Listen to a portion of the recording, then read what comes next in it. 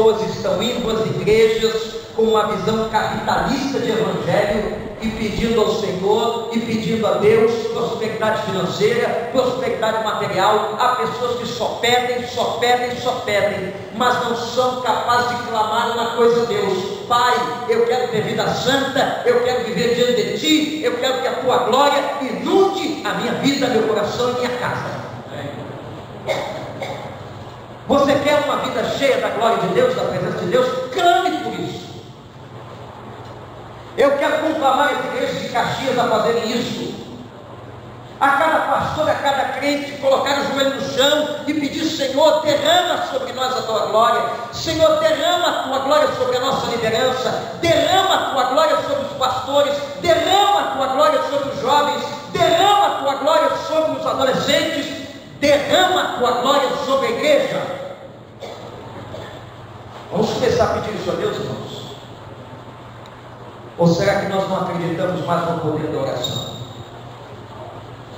Ou será que nós não acreditamos mais que o nosso Deus é capaz de responder a todas as nossas orações? E a Bíblia diz assim, olha para mim: Ele é capaz de fazer muito mais, além daquilo que pedimos ou pensamos. Louvado seja o Senhor. A segunda resposta que eu quero dar: por que a glória do Senhor, aquela presença intensa, recaiu sobre Moisés? Primeiro, porque ele pedia. Segundo, porque ele foi ao encontro dela. O texto declara que Moisés subiu o Monte Sinai. Atenção quanto a isso. Meus irmãos, subiu o Monte Sinai. Que experiência fascinante. Tive 3 vezes esta oportunidade. Numa delas, meus irmãos, não pensem que é fácil, são 2.400 metros de altura. Em 1997 estava eu e o pastor Fausto de Aguiar Vasconcelos.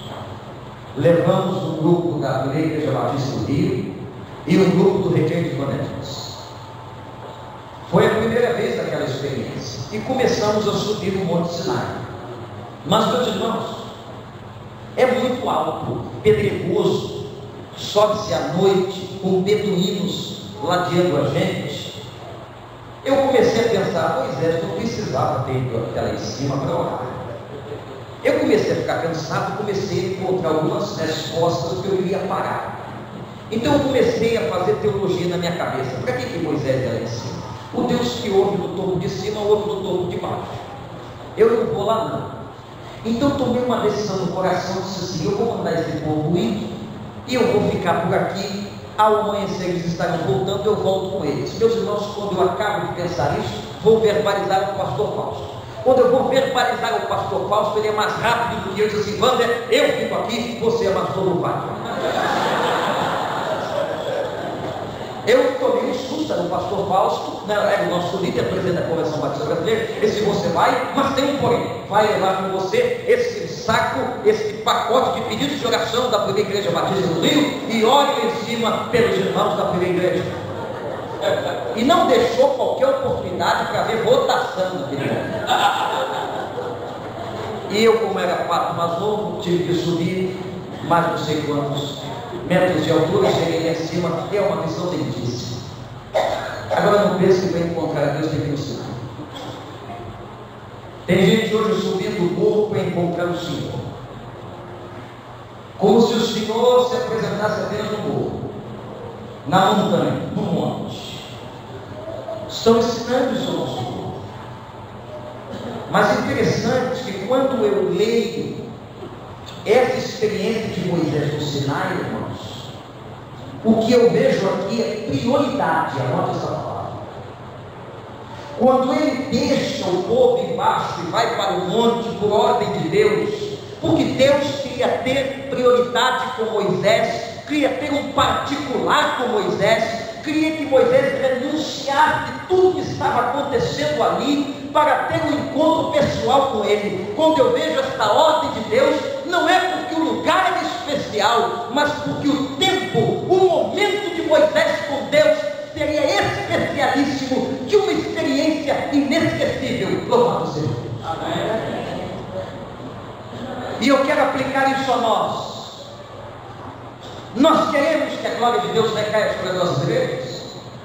Nós queremos que a glória de Deus recaia sobre as nossas lideranças, sobre o nosso povo. Então façamos essas duas coisas. Primeiro, vamos orar e clamar a Deus. Segundo, vamos dar prioridade para esse encontro na presença de Deus. O pastor Pascoal me comunicou no outro dia que há um tempo atrás foi feita uma pesquisa no Paraná e que a sua liderança, a liderança do Estado, não orava 15 minutos por dia. Ora, se nós queremos um povo na presença de Deus, nós temos que orar mais. E nós temos que renunciar. Às vezes estamos, como diz a Bíblia, ansiosos como Marta e esquecemos de sentar aos pés dele, de orar para ele, de conversar com ele, de ler a sua palavra, de ter um momento de reflexão. Eu quero te fazer essa pergunta, mas eu quero ouvir a sua resposta. Quanto tempo você tem gastado na presença de Deus? E a questão do tempo, meus irmãos, é uma questão administrativa. Nós vamos investir tempo naquilo que é mais importante para nós, não é verdade? Naquilo que mais amamos. Quanto mais tempo você investe em alguma coisa, é porque você ama muito aquela coisa. Então, se amamos o Senhor, se queremos uma experiência profunda de intimidade com Deus, um tempo para buscar o Senhor, nós temos que fazer renúncias, renunciar aquilo que não vale a pena e gastarmos tempo com Ele para a honra e glória do nome dEle e para o nosso crescimento. Mas agora eu quero chegar a uma segunda pergunta. A primeira pergunta foi: por que a glória de Deus recaiu daquele jeito sobre a vida de Moisés? Duas respostas: porque ele orava e porque ele deu prioridade a Deus. Segunda pergunta: quais foram os efeitos dessa experiência? Por que é que vale a pena buscar o Senhor? Por que é que nós temos que estar em comunhão profunda com Ele? Primeira resposta: o verso 29 diz que ele vem com as tábuas dos 10 mandamentos nas mãos. As tábuas que seriam a base de toda a lei de Israel. As tábuas que trazem a síntese de 10 afirmativas fantásticas do coração de Deus para o homem. Os 10 mandamentos. Quando olhamos que Moisés desce daquele encontro com o Senhor, com as tábuas, nós podemos dizer que ele desce com as palavras do Senhor, com a palavra de Deus nas suas mãos. O primeiro efeito de buscar a Deus e de viver na sua presença, o primeiro grande efeito, meus irmãos, é que nós vamos chegar aqui a ministrar diante do nosso povo e da sociedade com a palavra de Deus nas nossas mãos, nos nossos lábios, no nosso coração. O que esse tempo sofre, e sofre o Evangelho nesse tempo, é por falta de Bíblia. Você quer ter uma boa igreja? Pregue a Bíblia. Use a Bíblia. A Bíblia é a fonte, a Bíblia é a palavra, a Bíblia é a referência, a Bíblia é o alimento. Ela está aberta, Deus está falando e nós estamos sendo edificados. A Bíblia é o nosso referencial de fé. O problema é que há muitos e muitos líderes que estão pregando qualquer coisa: autoajuda, psicologia, confissão positiva, e abandonaram a Bíblia. O primeiro efeito desta presença de Deus na vida de Moisés é que ele volta com a palavra. Meus irmãos, estudaram alguma vez a história dos grandes avivamentos no mundo? O efeito dos grandes avivamentos no mundo era a sede pela palavra. Os galeses no país de Gales não perderam a sua língua por causa da palavra. Em todo lugar que houve um avivamento, um mover de Deus de cima para baixo, na sociedade, a Bíblia foi valorizada. As escolas bíblicas, por exemplo, na Inglaterra, não tinham como colocar mais pessoas dentro das suas salas. O povo acorria para o templo para ouvir os grandes pregadores. O avivamento, o mover de Deus na história, o verdadeiro despertamento espiritual traz para nós esse contato com a palavra, esse conhecimento da palavra, essa sede da palavra. Uma pessoa que não tem sede pela palavra, ela não quer realmente buscar a Deus. É o primeiro efeito, porque essa palavra muda a nossa vida, gente. Nessa palavra há poder. Essa palavra transforma, essa palavra cura, essa palavra abençoa, essa palavra é que é a palavra de Deus que penetra o coração do pecador e vai convencê-lo do seu pecado. É a palavra de Deus, é ou não é? Primeiro efeito dessa intimidade com Deus é a palavra. Segundo efeito, o texto do verso 29, olha pessoal, disse Moisés: voltou com o rosto que resplandecia. A glória de Deus mudou o semblante de Moisés. Isto é, a presença de Deus mudou a aparência de Moisés. Ele tinha agora um brilho no rosto. E eu quero fazer uma correlação desse texto com uma passagem numa carta do apóstolo Paulo.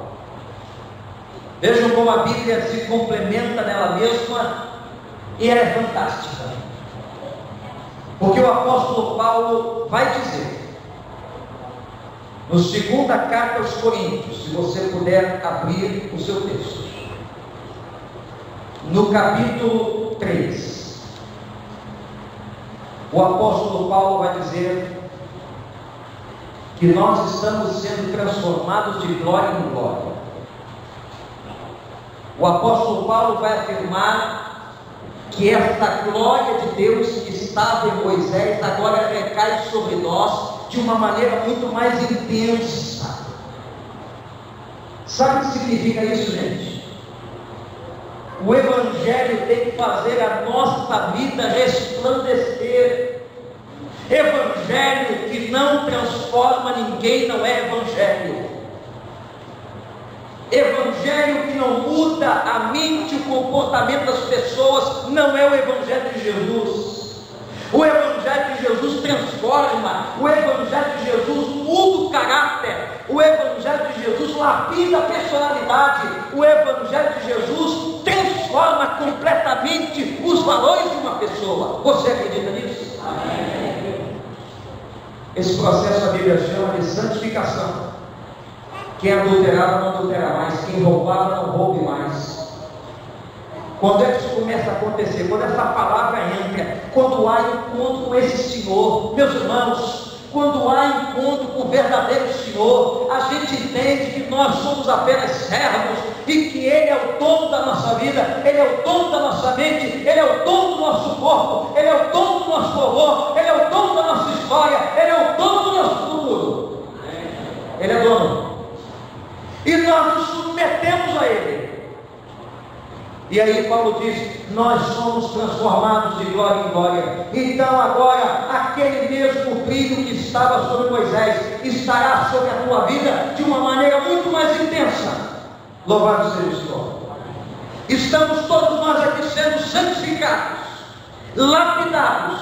Pastor Zé Maria, acontece na igreja, naturalmente. O verdadeiro e grande fato da celebração e da recuperação das nossas vidas durante a vida cristã. Quem aqui é perfeito? Quem aqui não precisa ser lapidado? Quem dentre nós não tem que se submeter à santidade do Senhor?